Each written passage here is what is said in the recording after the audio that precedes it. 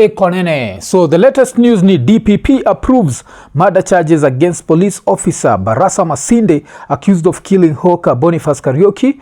Alafu second officer Duncan Kiprono set free. Kwa unakumbuka like the first reaction video I ever did ikikam to his shooting, nilibaki nimesema as much as I wanted this Duncan Kiprono guy to be held accountable, I still felt like this was the actions of Barasa. Alafu kitu ilikuwa interesting na story ya Barasa is there is the image of him, because there's one thing to wear the uniform and feel like you're above the law. Alafu it's another thing to understand the reality that you're just a mere cop. And kulikuwa na hii image kwena go around ya umse ya Barasa where he's looking down. Alafu inasemekana that he was literally crying. Acheki. Alafu he was crying because now the reality had sunk in that he's going to spend a very long time in jail. And this is interesting. Kwa umesikiza Iko Nini long enough, unajuaga the story that I would normally give ya like one of my uncles.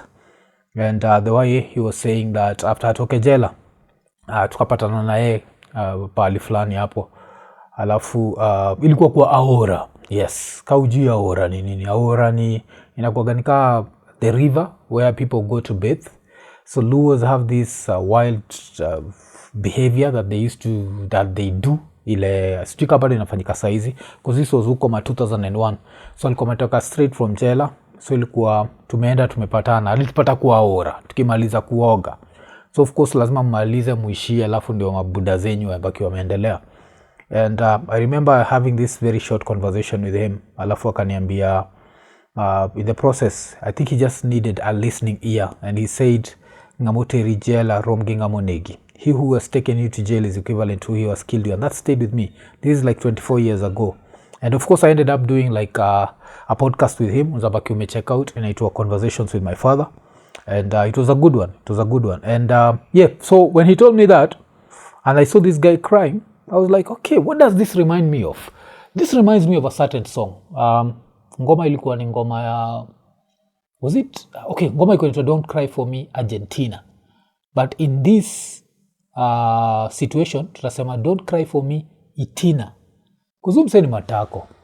Hakuna vile utadedisha msee hivyo like so casually and just walk away. Why? Because you have a uniform, and this uniform makes you feel like you're above the law, and this uniform has somehow come and lied to you that there's something called collective responsibility. No, when it's time to commit those crimes, you'll be told there's collective responsibility. As soon as you commit the crime, inakuwa individual responsibility.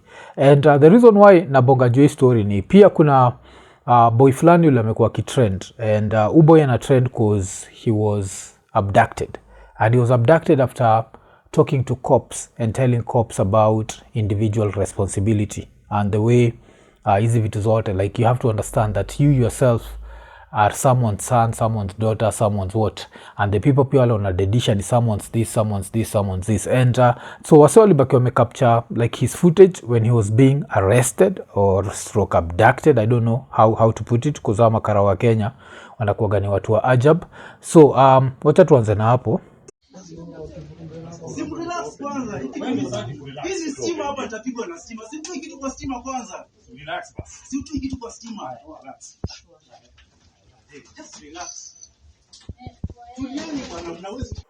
So kuna hii footage, and when you look at this footage you'd think that this guy is such a bad criminal. Like which crime did he commit? And then uende kwa post ya DCI, because DCI had posted about him. So DCI alikuwa ameandika TikToker arrested for inciting violence against police. Then ikaendelea Godfrey Mwasiaga Kakan Maiyo, the suspect behind a viral video inciting violence against police officers and their families, has been arrested. The video has been uploaded to his TikTok account. Detectives trailed the suspect to Kimathi House, where he was operating a discreet office under the name Letapeleka Logistics. He's currently in custody, undergoing processing, pending arraignment. So Peleka, whatever they are claiming to be discreet, is actually his company that he advertises through TikTok. So that's the other irony. Ile wase wako nayo wanauliza like, how is this Peleka nini? How is it discreet? But you see, they have to make it seem like someone has committed like this ultimate sin. So wacha to watch the video that allegedly was inciting violence against the police. This is my message to DCI, those who are abducting people. Let me tell you this. Wewe ni mzazi, wewe ni ndugu, wewe ni dada ya mtu. Unatumwa kwenda kuabduct mtu ambaye hana silaha, si mgaidi na si mwizi wa mali ya umma. Jiulize hii swali. For how long am I going to be used by this government to continue making the children of other people suffer? For how long?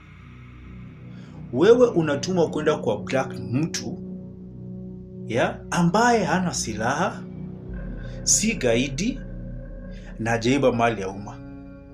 Na mwenye amekutuma ni mwizi wa mali ya umma, na hiyo mali ambaye ameiba ina affect wewe na watoto wako. So first, Jiko umewatch ama umesikia anything insightful hapa? Because basically anabonga juu ya the way the police are sent, and after you can see the irony in the whole thing for them to arrest him for this. So anabonga vile hasa wanatumwa wanaenda kuarrest wase mtu yuko innocent, si gaidi, hajaiba mali ya umma. Na sasa hiyo wale watu wanaiba mali ya umma ndio wamekutuma, na those same people are like their consequences affect you, because there's a reason why cops live in the deplorable conditions that they live in, and that's courtesy of the corrupt politicians. And cops have somehow been made to believe that they're not part of us, that a better Kenya would not be a better Kenya for them. Because I think when I think about it, I think maybe angaliaga corruption, like they think if this other competent leadership comes on board, corruption will have to end, and then they start feeling like without corruption they would survive. But even if you have to look at corruption, the cops that really benefit from corruption are the top dogs hapo juu. Hao ndio wanakuwa worth millions and millions of dollars and shillings and everything, but ikikam to wale wako hapa chini, they are not worth that much. But hiyo ni story for another day. So wacha tuendelee kusikiza this insightful message. And kitu interesting ni, without them arresting him, someone like me I'd never even heard of him. Najua, and most probably some Iko Nini fans wale wanamwatch saizi hakuwa wamemsikia. So inamaanisha hii message yake ya kuincite the public haiko imekufikia, but saizi sasa cheki juu wamemwarrest. Sasa I guess tuna insight, I think. Okay, wacha tutafute that ka insightful part. DCI, stop your nonsense of arresting and abducting innocent Kenyans. You are not above the law. DCI, I am telling you this.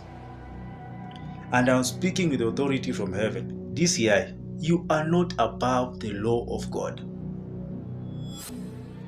The judgment of God is upon this government. Now when this wrath is going to crush this government, none of you who has been involved with the abductions of Kenyans will survive. So I'm still looking for a part where this is inciting violence, and sijapata hiyo part. Of course he's talking about God, heaven, I don't go there. So when someone says that, I'm there like, because injustice has happened, and all this time God just looks away. Okay, but hiyo si story na God. Wacha tuendelee. So I'm still looking for the part where he incites violence against police officers, because hiyo part haiko. And it's very sad that right now when someone just tells you the truth, and the truth is you're being used to harass innocent people, and you're being lied to that you're not part of us, and you're being lied to that you're above the law. You see what happened to Barasa, where now he was crying because yuko peke yake, most probably crying for his mother. Mama!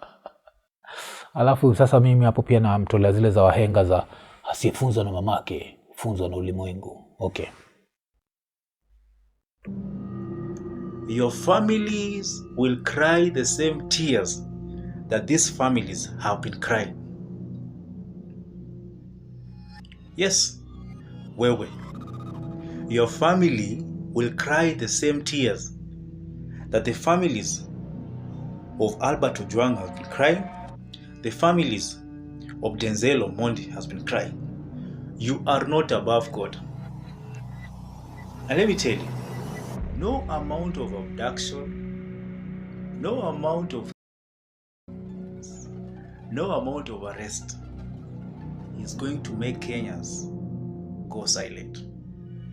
And yes, I think this statement is interesting, especially looking at it right now, considering jana Ruto alibaki ameambia makarao that wanafaa ku aim for legs, and as soon as I fanya hivyo on Twitter kukaanzishwa the one leg movement where people started joking about how they'll go vote, wasawaka seti mapicha zao kiwa kwa wheelchair na vitu kama hizo. So this statement is actually true. The more that you do these things that we expect are going to instill fear in people, the more that they embolden them and make them feel like, you know what, we are right, this is not the right government for us. So I don't know. Yeah, I'm still looking for natafuta ile part moja, because I think the part where they can claim that he was inciting violence, lile part anawaambia that one day their families will cry the same tears, and they'll not cry the same tears because of death necessarily. They'll cry the same tears because of you facing the consequences. When Barasa's family were there and he was crying, remember, most probably he's the only breadwinner because Kenya unemployment is very high. So now they were crying with him. Crying because he did something that was unnecessary. Shot someone who was unarmed and just walked away. You are feeling like the big man. So utaenda jela, hauna uniform uko jela, you're just another person. Now what's going to happen huko? Huh? It will not. And this is why. You see, everyone that you guys have, those spirits of those people are living in the hearts of Kenyans. And those spirits will not be silent until you guys have paid the price of all your actions. So you muendelee kuabduct watu tu. Your abductions will not make Kenyans be quiet. Kenyans are tired with this government, and no amount of intimidation, no amount of abduction, no amount of arrest will make Kenyans quiet. So saizi sasa wanasema wamemwarrest na they are planning to arraign him in court, and I'm trying to look for the charge. Like what's the charge going to be? Because so far I've not heard anywhere where he said that watu wanafaa kuattack makarao. Hakuna patika hiyo. The only thing anasema ni there'll be consequences to pay at some point. For him, he's saying the consequences will come from heaven, which for me, I don't think that will happen. The consequences will be man-made. When one day there's a leader who will go back in time and be like, you know what, we need to solve the baby Pendo case. Why was this dropped? We need to do this, we need to do this, we need to do this. So one day that will happen. And those are the consequences. We need to, ule msalidedisha Rex Masai nasikia bado he's free, just walking around. So that's what he means. And mukimwarrest, now you make it seem like you're so guilty that no one is allowed to say anything that's truthful. So, sijui. It is a waste of time, and you guys, you better realize that you're joking with the fire of the revolution of God in this country. And a time is coming. You guys will go to abduct someone, and most of you will not go back to the stations alive. Okay. I think sasa maybe ni hiyo part sasa ndio wanaweza jitetea that kuna siku moja wataenda alafu hawatarudi. And for us to look at that statement, there's one way to look at it. Kuna hiyo the side where you'll say ana insight wase, alafu kuna side moja ile unaweza angalia useme watu wamekasirika. Hasa wakikujaga ku abduct msee wanakujaga in plain clothes, wanakujaga kwa wamejihide sura. So in the situation mtu akisema mwizi wananiibia, such a thing can happen. Najua like you can only be able kuangusha watu kadhaa hata kama umepatiwa bunduki na nani. So I think maybe that's the statement ile wanachukua ina insight nini, because that's the only thing that nimesikia ile ina leave iko open to interpretation. So maybe that's, do I personally think that's what he meant, that watu wanafaa kuattack alikuwa anasema tu at some point, because what happens with these things is inasema gani justice has to be done ama justice has to be seen to have been done. And if people feel like the system doesn't work for them, then people can end up challenging the system. And basically that's what he's talking about. And we all hope that we never get there. Najua, we all hope that we never get there. Have we seen things that have shown us that we might be getting there? Yes. Lately, Kenyans have been reacting in ways that I never imagined would happen. Najua, like wase wana fight back ikam to makarau, wasona do vitu za ajab. Leo nilicheki kuna mtu alikuwa ameruka sijui ya gari ya makarau huko sijui wapi. I don't know when the video happened, but I was watching the video today. Siko juu ya magari ya makarau na iko na stick. And of course the one thing that nilifurahi that's in Kenya, so he was able to get away with that, because ingekuwa place kama US, of course ako kakijiti kakarau ka state kakikuwa I feared for my life. Makarau wa country pia waga useless yani, at least but huko kuna kuwa na certain level of accountability, but kuangushwa huko waga rahisi sana. Acha tuendelee. Mark my words, a time is coming, you will come and abduct someone and the guns will turn against you.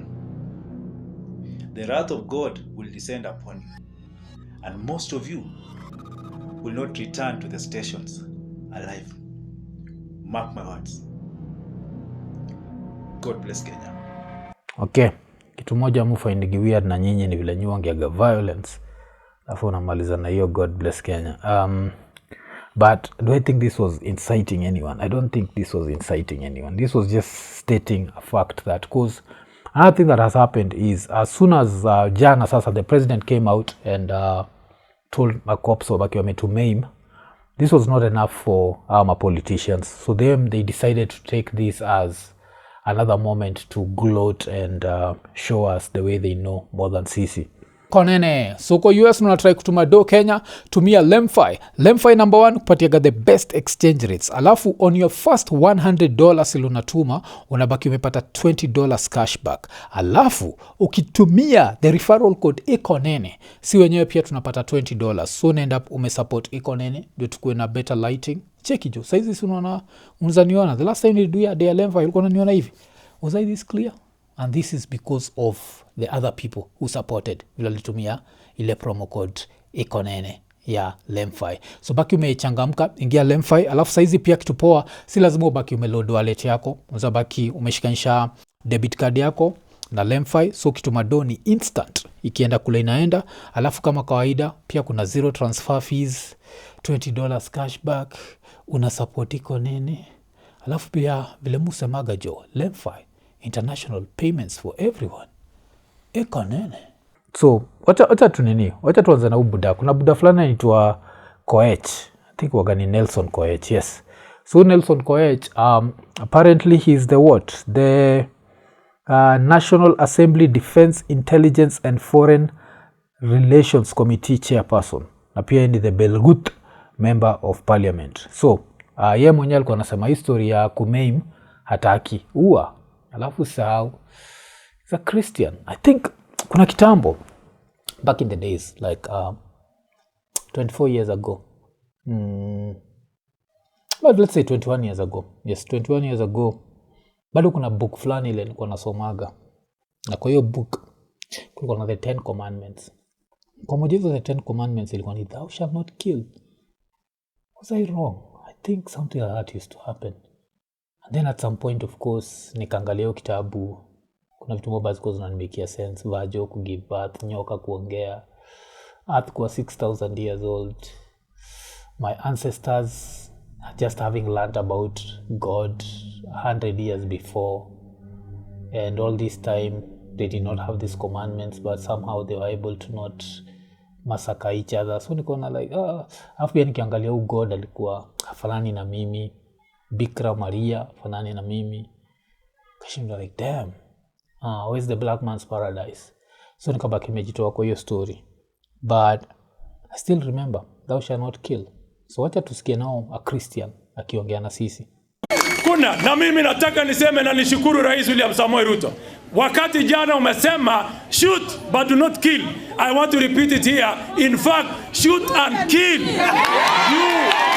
You cannot have someone coming after your life and you do not want to shoot and kill. You cannot have someone who is going to terrorize you and your family, and you are telling me you cannot shoot and kill. You cannot have someone who is coming after your businesses armed and with weapons, and you want to tell me that you cannot use shoot and kill. So hii kitu ni interesting because kuna hata msee niliona kwa comments akisema that mwaf nyinyi mna encourage wase biashara zao zikuwe invaded, and I told them this, look at everyone ule amededishwa so far. Hakuna hata gun mmoja amededishwa, hakuna msee amededishwa kiiba. Everyone ule amededishwa ni innocent protester ule anatembea pahali akiwa amebeba some placards or akiwa nini, but there's not been a single case where looter has been shot, and this is the reason why everyone is saying that the government has sponsored, because otherwise sasa wangeshapatikana. Na kumkala time wakitembea Igwe Sakaja Igwe wakitembea na marungu, and the same people they are the ones who walikuwa na invade my shops za say no one na mikono safi anafanya vitu kama hizo. Wasa wamekuwa tu wakiprotest na watu wamekuwa kidedishwa na wasa wana protest.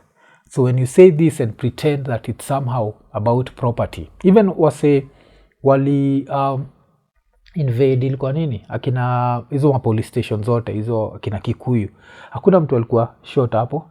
Wale wasa Nyandarua county hakuna mtu yote alipigwa risasi. So hapo unatudanganya ukijifanyisha ni about nini, because gava ikitaka kupata the real culprits itawapata, and the real culprits tumekuwa tukiona ma videos zikigo round magoons wakitembea na marungu na mavitu kama hizo wakiterrorize wase and nothing happens to them, but then tunasikia some innocent kid 12-year-old iko kwa hao pap risasi ya kichwa. So hapa wanatudanganya, but of course vile nilisema I guess nakumbuka sahau Nelson Koech ni Christian, so this is the opportunity, this is that perfect explanation that we normally say the Lord works in mysterious ways. Ndio? Okay.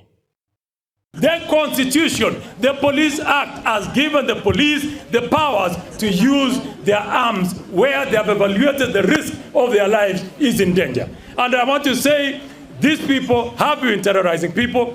Anyone who wants to go to a protected area like State House is not an ordinary person. That is a criminal. That is an armed person that must be dealt with equal force. And the only force that applies to such people is to shoot and kill. Mtikiani vile anasemaga hii kuua kwao ni so casual. Do I support wase kuishia State House? No, I've never supported that nonsense. Imefanyaga na napataga wasona niandikia zile za buda joke nalipwa na gava.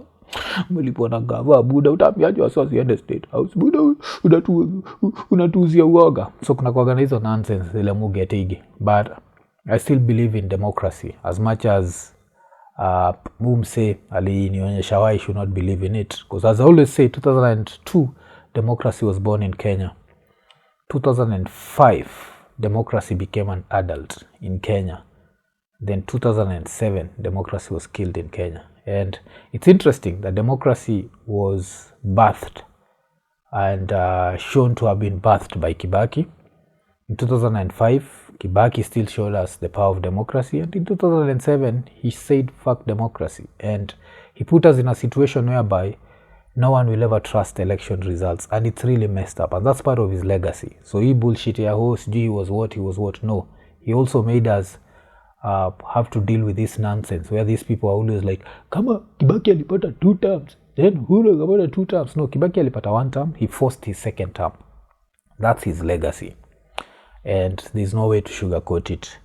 Now ukisikia hii confidence ya umse at some point he's going to refer to that history ya 2 terms. But wacha tuendelee. Cheki vile kifo. I think ilikuwa kuna marapas niko nasikiaga. I think ilikuwa ni Fat Joe na Big Pan walikuwa na ngoma fulani sijui wanasema sijui we will discuss your death over dinner. Like it used to be this casual rapper shit that they'd say.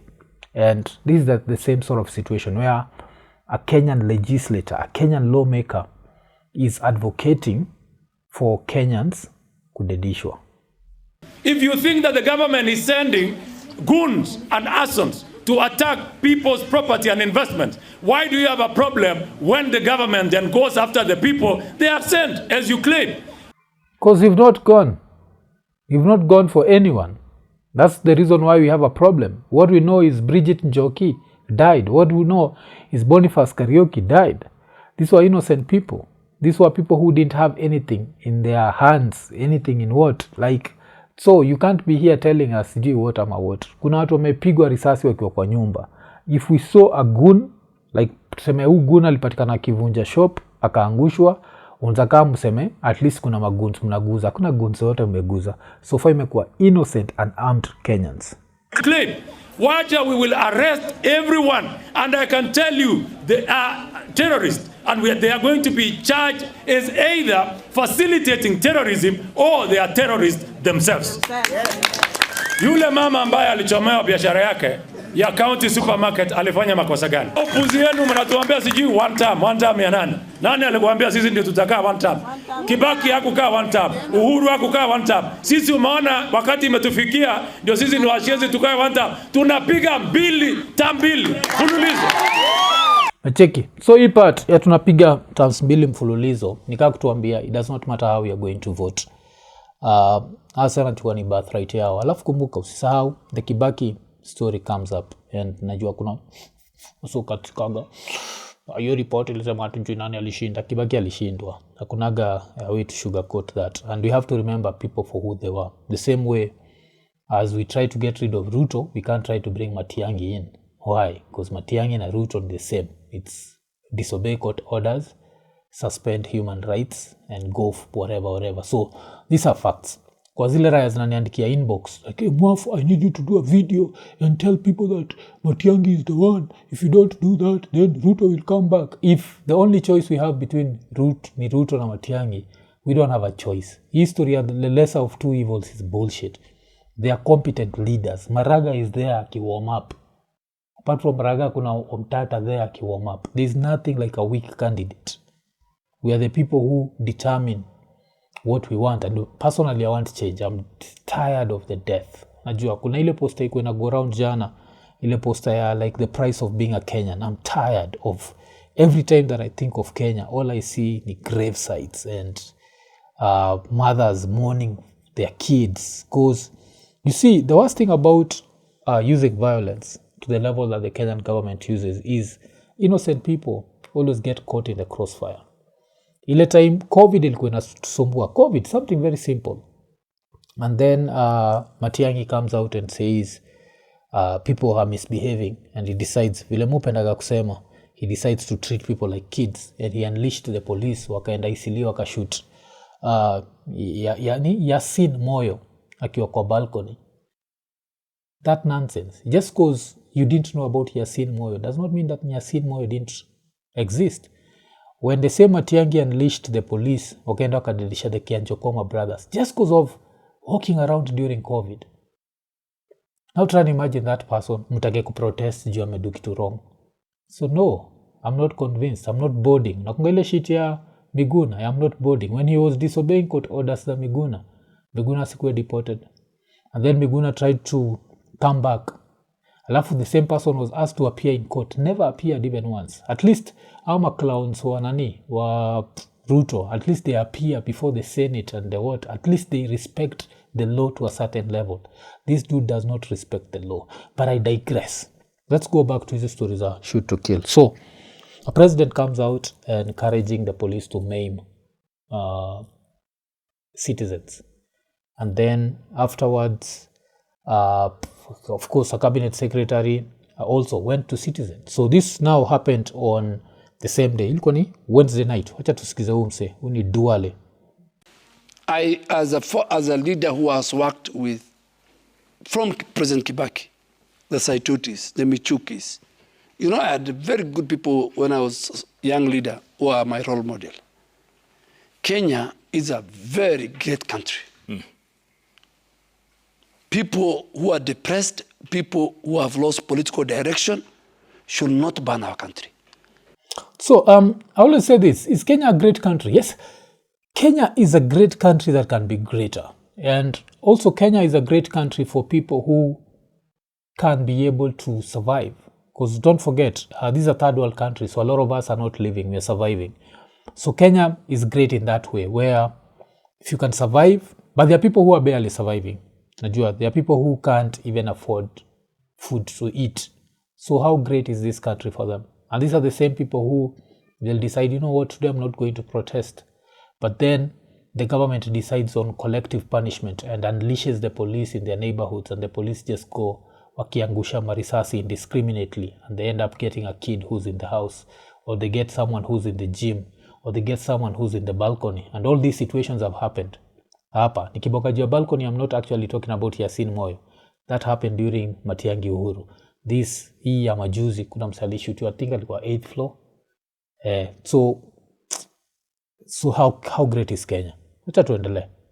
And I want to ask the president, exercise Article 131. The owners of roadblocks and tear gas and all tools are the police. We must be proud of our security agents. As long as we must not allow extrajudicial killing. As long as they don't. We must not allow abduction, even the artificial one.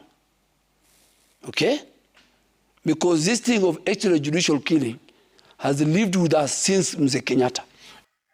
No one is disputing that, but why are you preaching to the choir? We know this. You need to tell this to your boss. Like, why are you telling us this? Alafu when you talk about the roadblocks, it's because the court ilisema that akufai kuwa na hizi roadblocks, and of course these people are going to disregard that court order.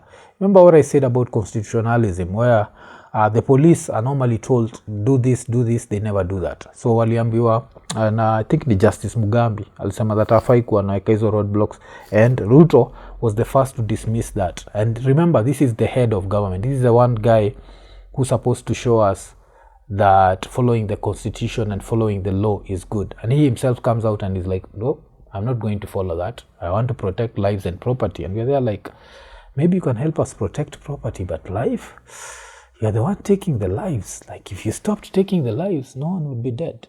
Show us a single person who's not died from gunshot wounds from the police. A single person who's not died because of the police. Just one. As long as they don't shoot people in the legs. No, I think shooting in the leg is not shooting. It's called immobilizing. Sometimes when a criminal enters your house, don't kill him. Shoot him at the leg, he becomes, demobilize him until the police will come. They will take him to hospital. He's treated, then he goes to court. Make sure he doesn't. And then he goes to court. Basically repeating the words that the president used. So this is the situation that we are in, and this is the situation that we find ourselves in. But for all the makara wako out there who still think that the government has their back, just go and check out Cleansy Barasa. And if Cleansy Barasa does not convince you, check out Muhwana, James Muhwana. And if Muhwana does not convince you, then check out Talam, OCS Talam. Right now, somewhere in a cell, no access to his warm bed, no access to his wife, no access to even his bank account. You know why? Because someone lied to him that there is something called collective responsibility. There is no. This thing is individual. It's individual responsibility. Yes, you can do all these things, but don't forget that one day you'll face those consequences alone. And I think that's what ule boy anaitwa Ken Maiyo alikuwa anataka kuambia, but yeye na alitumia heaven. I'll never use heaven to justify anything. I'll just tell you reality, and the reality is siku moja kila kitu kufa. Najua hiyo ndio one thing upendaga kusema juu ya nature. So according to nature, hakuna tarumbeta zitalia ndio earth ishe. Earth itadedi ile siku jua itadedi. So jua ikikufa, earth itabaki collapse. And that means that anything that's man-made can also die. Because if everything in nature dies, stars die, planets die, moons die. So sisi, we are safe as long as a meteorite does not come. Hata meteorite ikikuja, earth itakuwa, hata itakufa. Si ndio tutaenda. So kuna hivyo. But tukianza kujidanganya hapa that somehow heavens ndio zitatusolve hii story. No, the heavens won't. It's going to take a leader who's going to come and say enough is enough, and hopefully that leader atakuja soon. So yeah, I guess sisi wote ni part of the one lege movement. Iko Nini.